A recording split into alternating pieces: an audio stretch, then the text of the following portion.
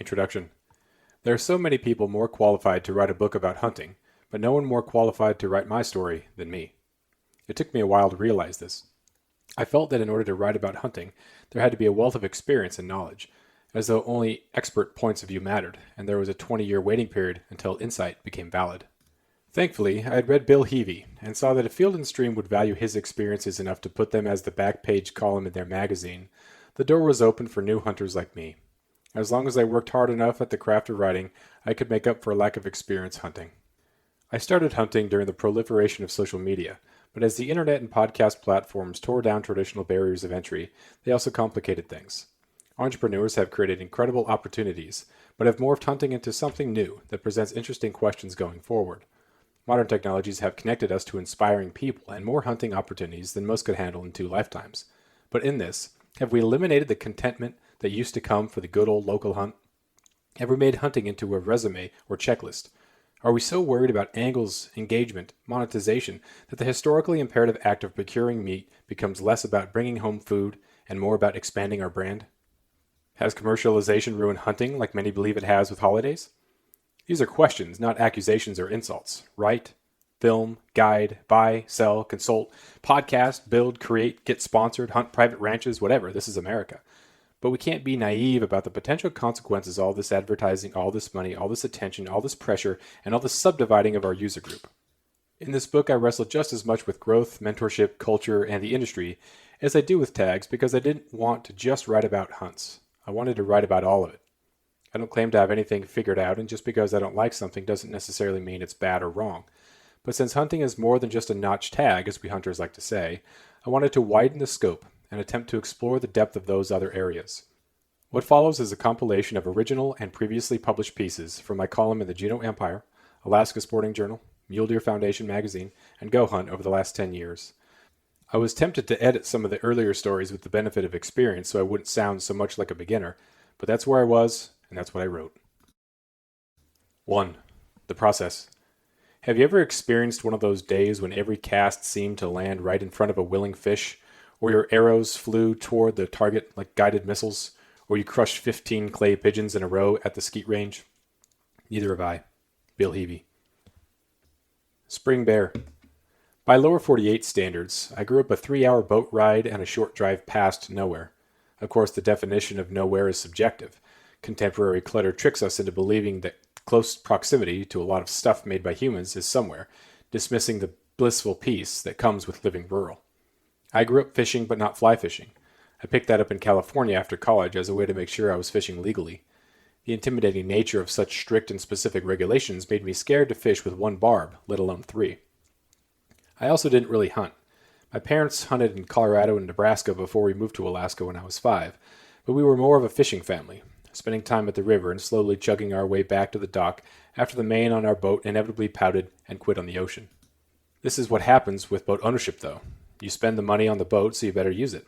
In our case, the used boat Dad bought turned out to be such a piece that we only had sporadic good times to counter the stress. The fiberglass thing floated well enough, but the problem, as it nearly always is, was with the motor. Eventually, the boat became a fixture in the driveway until someone came along and bought it for $700. Even at that price, Dad felt guilty for taking so much. I always knew I wouldn't stay in California forever. But time moves, and before I knew it, I was in my late 20s. I taught high school English, coached basketball, then went home every summer to fish the rivers of my youth. The summer fishing bonanza was never stale, but I wondered about things like pursuing big game. Dad was getting less mobile, so I floated the idea of a bear hunt once I returned home in the summer of 2009. I really had no intention of killing a bear. I just wanted to see one. That was it. Drive around, drink coffee, look for bears, and allow the father-son conversation to go where it may. Maybe we'd talk about the boat, or he'd tell me about the good days of catching walleye in prairie lakes from the boat he sold before we moved north. Maybe he had good deer hunting stories from Nebraska that would fuel a new passion. Instead, that June, my brother scattered his ashes while I hugged Mom on Father's Day. In February, he had called from our friend Abe's boat after they caught a winter king salmon. I was out trout fishing, so there was a cool symmetry to the moment. He just wanted to share, and I was happy for the interruption. He didn't feel great, but there was a virus circulating the island, so the doctor figured that was the reason, then left on vacation. By April, he couldn't eat, and the day after he directed the spring band concert from a seat, he went to the doctor again. He was medevaced off the island and never returned. His decline slowed but wouldn't stop, and within a few weeks I wheeled him into the pre-treatment meeting at a cancer center in Tucson. It was far too late. The decline quickened, and after one round of chemotherapy, he was gone. Contemplating how much has changed since Dad passed is a delicate exercise. Being grateful for what I had and knowing how proud he would be of what I've done is productive. Lamenting what I no longer have and what he missed isn't. While Dad was alive, I was writing a weekly column and getting a few bylines in outdoor magazines here and there, but that was about fishing. The Spring Bear in 2009 was supposed to be an introduction to hunting and the restart to my sporting life with Dad. I knew we weren't very likely to kill anything, but going through the process of a hunt was appealing. I missed the chance. I called Mom every day the next year and wondered about how lonely and quiet her weekends were. I thought about her going an entire day without seeing anyone, or if I was the only person with whom she talked. I wondered about my obligation to Mom, and at times wished I had moved home earlier, before Dad passed. But it wasn't Dad's death that moved me from where I knew I'd never end up. 4 years later, Mom didn't show up to work on a Monday in April. A colleague called her and asked if she was coming in. She thought it was still the weekend, so she said no. An aneurysm had ruptured in her brain as she meandered alone in a quiet, empty house. It was a miracle that she survived the initial bleed, let alone the 3 days between it and the brain surgery that saved her life. I remember the maroon folder I received in the waiting room of the hospital in Seattle that introduced me to my new life as a caretaker.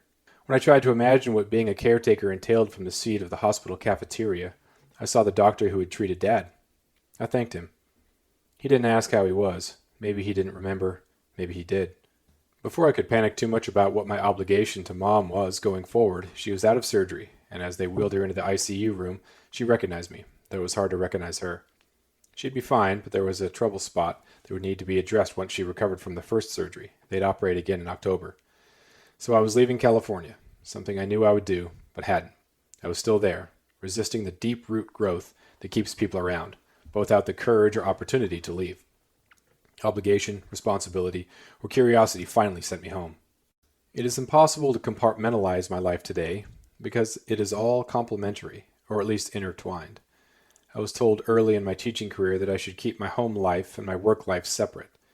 Keep who you are outside of the classroom. The people who recommended this were wrong. I have found that nothing has been more valuable to my teaching career than being a real person who has real hobbies and who can attempt to explain things like the why behind hunting. I tell kids that fishing and hunting were two things that have brought tremendous value to my life. Fishing was a coping mechanism after Dad died, and after I moved home to be with Mom, hunting was how I made it through the dark, wet, cold fall before a winter steelhead showed up. They were positive, productive things that moved me forward, and I shared that with students. In the years since, hunting and networking within the hunting industry has connected me with incredible people. Not just incredible hunters, incredible people. The ability to acquire quality meat and share adventures on mountains and in the muskegs with my wife has also allowed me to be full when I show up to work on Monday. The better I am outside of work, the better I am at work, I often tell my students, hoping what they will learn is the power of independence, confidence, challenges, and self-sufficiency that come from difficult endeavors like hunting.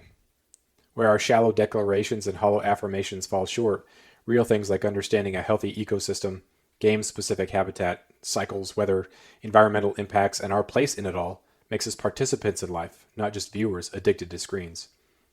I don't lament the hunt that never happened, but I think about it every so often. I think more about how proud Dad would have been with how things have turned out for me. Not so much about the list of animals I've killed, but the quality of my life, provided by the experience I've had, the people I've met, and the impact I attempt to make with the students I teach. My high school basketball coach John Bussey was, and is, a hunter. He was the one who told me about the obsession that is hunting. But I didn't have it when he invited me on a hunt a few years before Dad had passed. It was more of a camping trip. I'd simply see what it was all about, haul some meat, and that would be it. It took a truck, boat, four-wheeler, then our feet to get to the mountain Don and Jay Heppy wanted to hunt. It was a lot of work, but part of the charm of living in Southeast Alaska is sometimes going out of your way to make things gloriously more difficult or complicated than they have to be. There are deer on other mountains, but this one is special. It was warm, but there was enough clouds to keep deer from hiding in the timber until dusk. Bucks were everywhere. I had seen deer before, but never in herds like this. Don patiently sorted through, looking for one that stood out. Late in the afternoon, while Don sat and glassed, Jay and I walked to a small knob and located a nice buck. It was upright, seemingly alert, but didn't move. It stood broadside, and Jay took the shot. The buck flailed and disappeared over a cliff behind him, a cliff we hadn't seen. Jay is a builder, so he stood close enough to the edge to make me uncomfortable, but reported no sign of the buck. There was blood where it had been, but nothing to indicate where it was now. It had reacted as though it had been shot with a cannon and blown off the cliff rather than like one that is hit and hobbles or runs off. Jay walked along a steep, sheer rock face that extended past where the buck had bedded, that featured half a rifle's worth of relatively flat footing and a view back toward the bed. Nothing. There were a few spots along the drop where the body could have hung up as it tumbled down to the bottom, 100 or so feet below, but it just wasn't there. The mountain had swallowed it. Early the next morning, Jay went back to look. He never found it, but Don was already out of the tent glassing. Before I could get through my peanut butter and honey sandwich, I heard the crack of Don's rifle. I looked in time to see a large buck sliding lifelessly down the mountain, hit a rock, roll, then finally come to rest. One of the antlers was broken at the base, but held on by velvet. It was a uniform 4x4 buck with a pair of eye guards. The symmetry struck me, as did the enormity of the moment. I had no problem killing salmon we were going to eat. In order to eat steak or chicken for dinner, I knew that someone somewhere had to do some killing, packing, and everything else required to get it to the store so Mom could buy it and Dad could cook it. I knew people chose to do all of that themselves, people like Don. Now I had seen it, and I knew I wanted to do it. That fall, I passed my hunter's education, bought a license, and drew an easy tag in California along with tens of thousands of others. I had purchased a rifle, shot it, bought a book on how to field dress a deer because I hadn't really been paying attention when Don took care of his, and plotted the general strategy that necessitated getting away from other people. The problem was the further I got from one road, the closer I was to another, and at every turn I saw more camps and more empty beer cans and bottles. My first kill happened a few years later, after Dad passed and before I had become a full-fledged resident, when the tags were $150 rather than $300. It was Don who offered to let me tag along when he took his daughter up a mountain to get her a deer. I was more attentive to details this time and actively glassed, rather than just look around at the mountain as a whole. When it happened fast. There were so many antlers on so many bucks I didn't compare or measure. I chose the one on the fringe of the cluster, which had nothing behind it. I steadied Don's .270 and fired a bullet squarely through its leg. "You shot it in the leg," Don reported, in the whispered yell of an excited, incredulous hunter. The wounded deer hobbled up and over the ridge. We were 200 yards from the ridge, but the slope was steep, and the backside even more so. My world narrowed to the specific focus of finishing off the deer and fighting the humiliation of starting my hunting career with such chaos. Don's daughter Tanya, sophomore in college, shot a tall, wide forky lower on the mountain. Then, just when Don finished boning the buck out, the group of bucks had fed over the top. She shot a stud of a 4x4 before passing the rifle to me. 2 clean kills on a beautiful, clear Alaska morning. Then I maimed one. Tanya and I tore off toward the ridge while Don steadily followed. What started as a run became a slow walk on heavy legs up the steep mountain. The rest of the bucks had bolted down the back slope of the mountain and were small specks just about to enter the timber as we crested. One buck had stayed behind with my buck, which was standing on a small outcropping just below us. If I killed the buck, but the buck didn't drop where it would slide forever. I reloaded the rifle and steadied myself to make the necessary shot. The buck crumpled in place. There was so much to do I didn't feel the satisfaction, joy, or euphoria that people report after taking their first buck. I'd created a mess, and before I could do much of anything, I had to clean it up. Tanya and I carefully made our way down to the buck and contemplated the brief field dressing instructions Don had told us. He didn't have the juice to pursue the buck, so he told us what to do once we finished it off. Start at the, then, make sure you don't, then, next. He had said the words, but they had no meaning. Tanya had been around the processing of bucks before, but when you're just holding legs or game bags, you don't necessarily learn. We rolled the buck onto its side and I began to cut. I don't even remember which way. By this time, the sun was brutally hot, and I was wearing the only camouflage pants I had, insulated Cabela's pants meant for hunting white-tailed deer in the cold. While I don't exactly remember the way in which I attempted to gut the deer, I did manage to remove the all-important lower digestive tract carefully. Once satisfied, Tanya and I began dragging it up the hill. We made it about 10 feet when the grade became too steep for us to be on our feet, but we were already committed and had moved it from the relative flatness of the outcropping on which it died. Let go, or lose the grip now, and it would slide into oblivion. We each grabbed an antler, and on the count of 3 would hoist the deer as far as we could, driving its nose into the slope to steady it. Crawl a few feet up the mountain, then do it again. Looking back at the experience of taking deer, of course I could have quartered it, or cut the legs and twisted the joints into a backpack. But many firsts are memorable thanks to a state of naivete or ignorance, which then become great educational motivators. The mountain relented, and I was able to drag at the last bit myself and let it rest at Don's feet. His big smile and handshake permitted a little happiness and feeling of accomplishment, which settled the chaos of the last hour. I paid more attention as Don cut away the quarters, cut the meat from the bone, removed the backstrap, addressed the ribs, and accessed the tenderloin. By the time we made it to Tanya's 4x4, the heat of the day had spurred a sense of urgency. The deer had died on impact and had been sitting in the sun for over an hour while we dealt with my buck. There was snow nearby, so we cooled the meat as quickly as Don could remove it. Finished, we slid down a chute of snow for 200 yards to retrieve the meat from Tanya's first buck, which was cooling in pillowcases on its own patch of snow. We were coming off the mountain heavy, and in the glorious monotony of measured steps with heavy packs, I knew I would do this for the rest of my life. I couldn't shake the disappointment of making the buck suffer, but I knew I would get better. Don said those sort of things happen, and I knew from the previous hunt a few years before with he and Jay that even things like losing deer happen. You don't want it to, but it does. The best you can do is be prepared enough to make a good shot in the moment, then be in shape enough to retrieve clean kills, or see the chaos to its end. Rut struggles. My initial focus and excitement while hunting typically lasts until 10:30 a.m. this time of year. I arrive at the spot, I'm as silent and as sneaky as I can be, I muster the best calls I can when I feel like it's time to call, then about 10:30 I start to feel it. It seems like all the good hours have once again passed, and if it hasn't happened by now, it's not going to happen. Bucks don't vanish by mid-morning, but they tend to be more active in those pre-dawn and first light hours. That's when you make your move. That's when it'll happen. Excitement and confidence wane as the day wears on, and a perceived reality becomes a debilitating weight. I know there's a team of buddies stacking the gutless bodies of everything from Forkies to 4-points onto the back deck of a seiner. Someone else sat down, and before she could take a sip of coffee after blowing the call was almost run over by a hard-charging rut buck. One guy called in 2 bucks while another called in 3.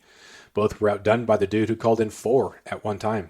Then there's the 17-year-old who opens a can of Bang, to which a 5x5 with 3 eye guards responded and proceeded to walk in sideways to maintain a broadside pose.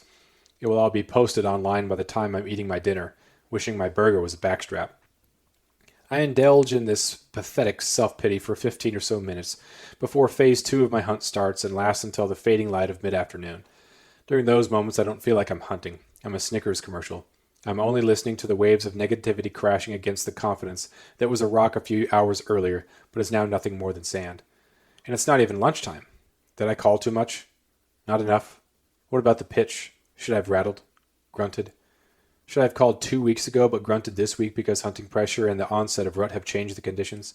Was there a buck bedded on an edge of an impossibly loud patch of salal that I just didn't see?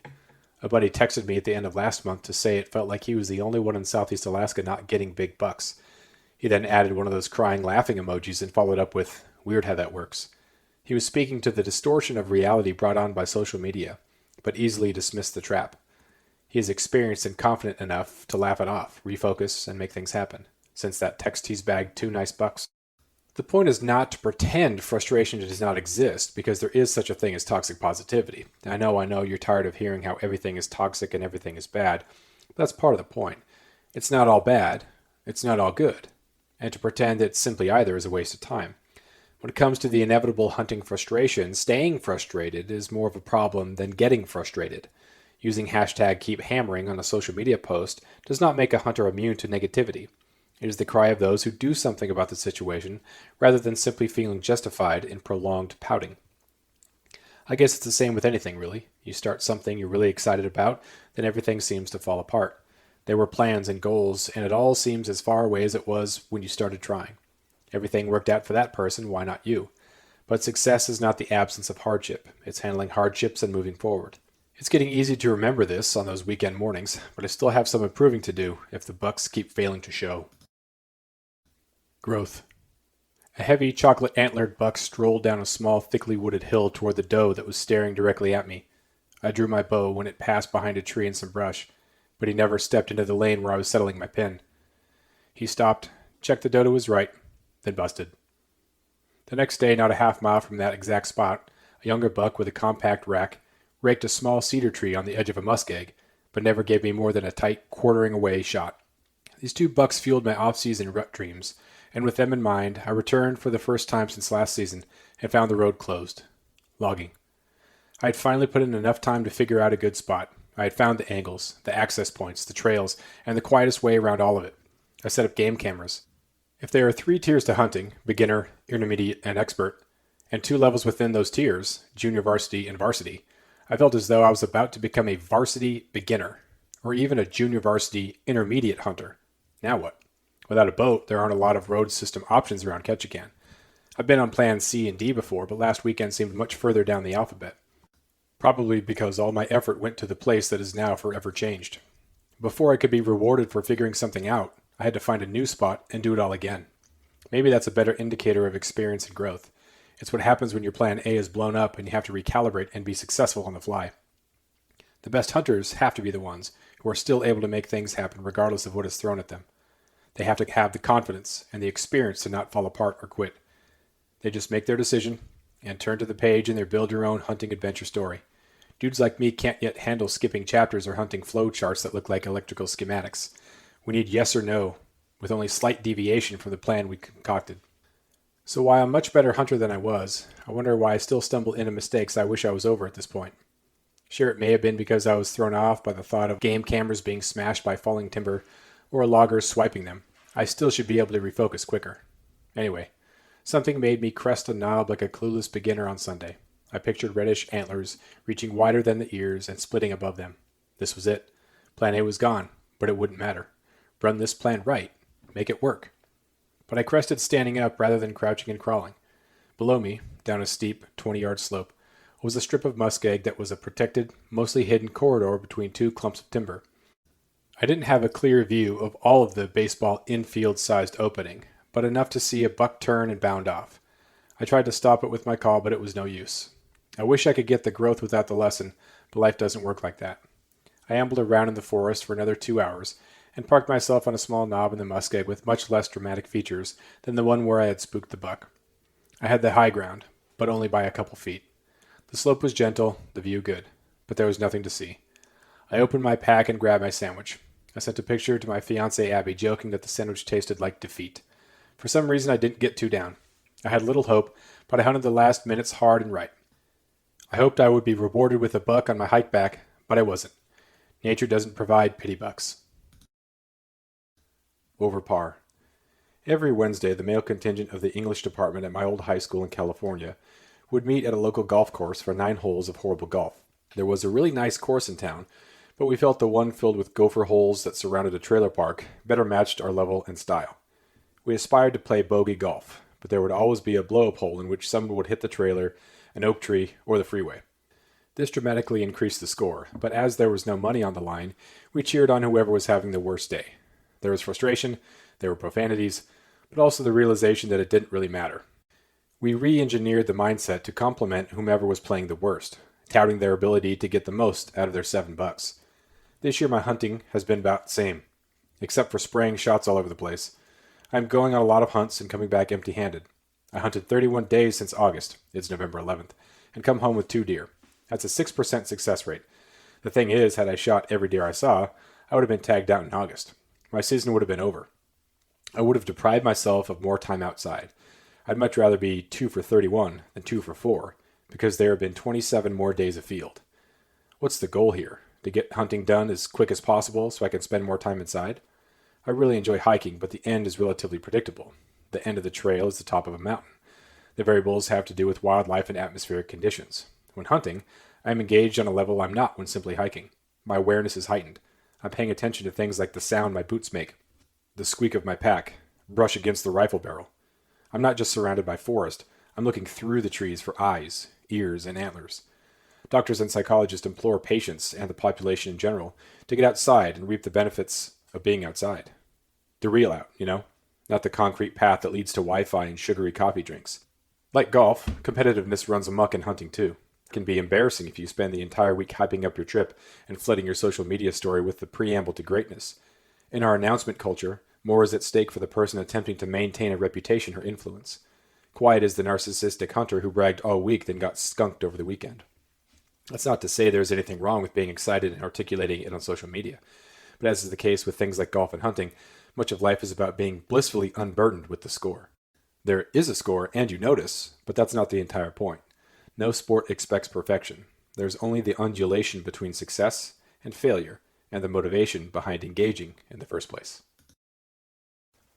Defining moments. I read one of my first hunting articles and wanted to throw it away.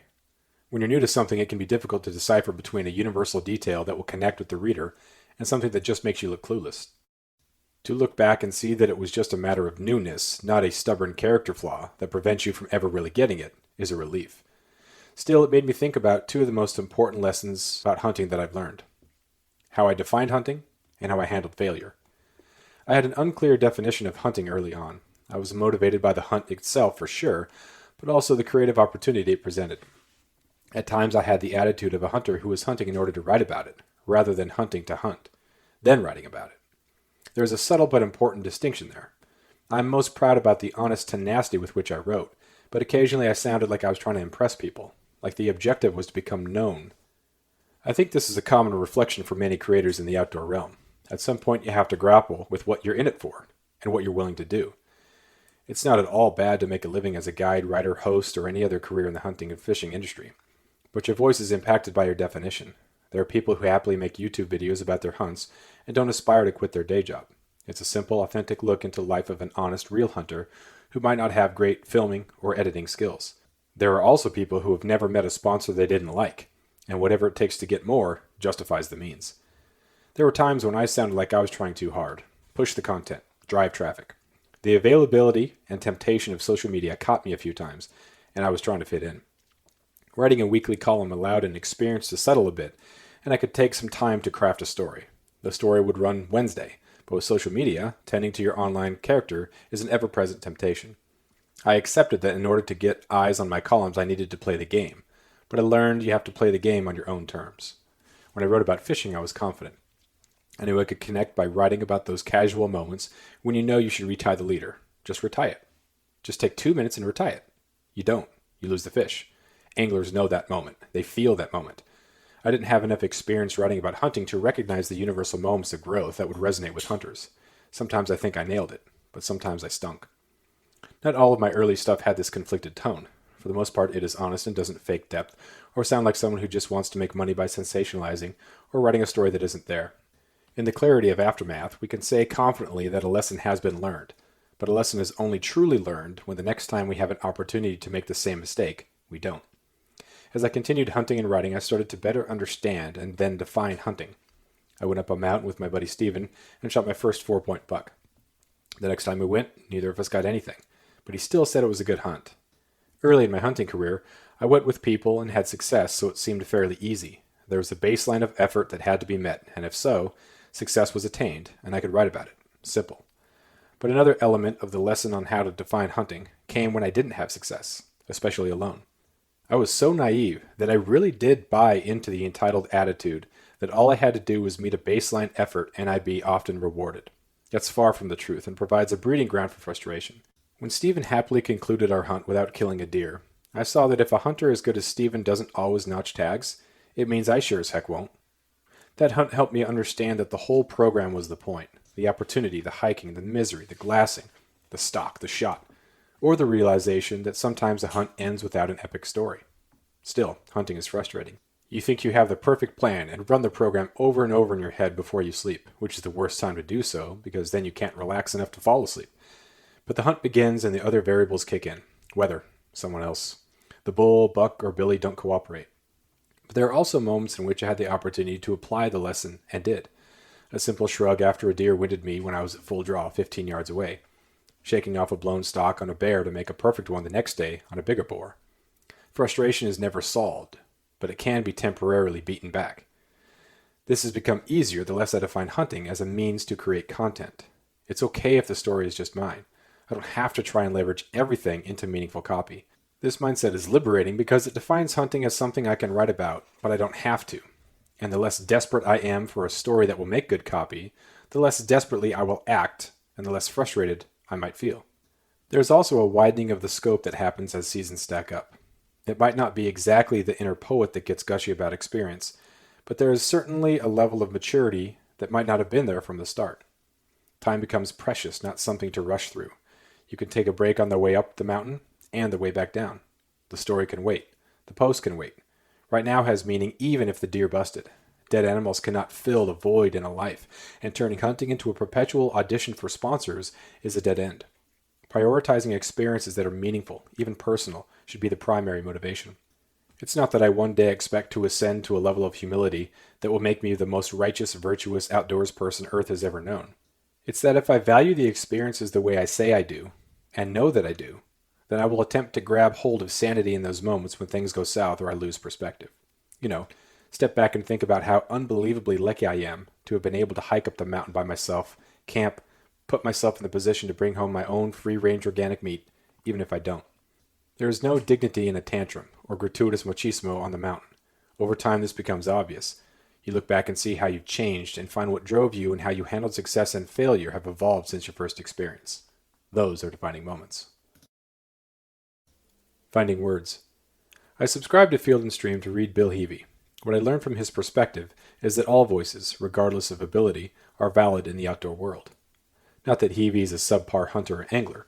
In fact, I found profound eloquence in the honest and heartfelt way he wrote about life through his outdoor experiences. He was obviously competent, but creatively self-deprecating and found subtle and not so subtle truths about the sporting life that helped me write about my life outside without fear. Fly fishing writers like John Gurek, Russell Chatham, and Thomas McGuane, among others, introduced me to the art of storytelling when you don't necessarily intend to keep all the fish you catch. The fact they didn't need a fish of a lifetime or exotic trip to evoke words was instructional. It's not always about the biggest fish in the furthest, most exclusive water. That seemed like an obvious, if not necessary, storytelling tip for a high school teacher with a limited travel budget. So I wrote about my hunting and fishing, then would pick up any book by those authors and feel inadequate. They all just seemed to be able to find words for universal things so effortlessly, even if the point was to articulate the murkiness of life. There would inevitably be some lesson about the impossibility of perfection and insight into not only becoming a better hunter or angler, but communicator of a good story. Change often comes slow in writing and hunting, so it can be hard to see just how much improvement or growth has happened until you look back. When it comes to hunting, my 10-year career seems to be an anthology of failure mixed with occasional success, as though finding the silver lining ended up being the main goal. I suppose that might make for better copy than had I always been successful, because who wants to read about someone who never fails? Conflict drives plot and reveals character. Plus, no trust should be given to people who never admit wrongdoing or failure. Insert political commentary tangent here. While writing this book, I came upon a few things I wrote that seemed like they were from the future, or at least foreshadowed the better writer I would become. Not that I am exceedingly confident in my ability with words. If anything, my self-deprecating humor or angles for hunting more closely mirror feelings of inadequacy or insecurities as a writer. But that doesn't stop me from doing either. Donald Miller wrote that when you write about your life, if someone finds it boring or uninteresting, that can feel like an indictment of your life. It shouldn't. That is more accurately a failure to articulate something in a way that appeals to a reader. That shouldn't necessarily be a problem either, because you can't write for everyone. The point of hunting, however, isn't to attempt to be a legend. It's just to tell your story and see what happens. Whether you're a writer, photographer, artist, podcaster, or an entrepreneur, you're never hopelessly adrift in the creative world. Understanding this can sometimes be the difference between taking a break that becomes longer than you intended, or pushing through towards something that will make you look back and think maybe you're not as bad as you thought or remembered.